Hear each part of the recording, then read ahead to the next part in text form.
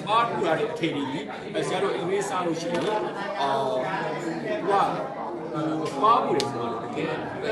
smart ကိုလည်းအတူတူပဲသူကဘုံကလည်းနည်းကိုတင်လို့ရတယ်ပေါ့ရှိအဲ့ရောက်လို့အဖေကအတင်းသားကိုမပြောင်းဒါကအင်္ဂလိပ်စာနဲ့ဆက်လေအားနေချက်အားသာချက်ကဘာလဲဒီမှတ်ကြောက်တဲ့နေရာဘလို့လဲကြောင့်မလို့အဖေဒီပုံးပေတာရှိလားမရှိဘူးအဲ့ဒါအားသာချက်လေနံပါတ်1ချက်နံပါတ်2ချက်ကအားသာချက်ကဘာလဲနံပါတ်2ချက်ကအားသာချက်ကတော့တတိယသောဆက်တာဒီကားပြီးသောဆက်စီယာပြီးသောဆက်တာဒါပဲကြာမကောင်းလားလူရဲ့အဖို့လူရဲ့ site တော့ဘူးဒီမှာ site တော့ဘူးအားနေတော့မလိုအပ်တော့အဲ့ဒီကတော့သူ့ရဲ့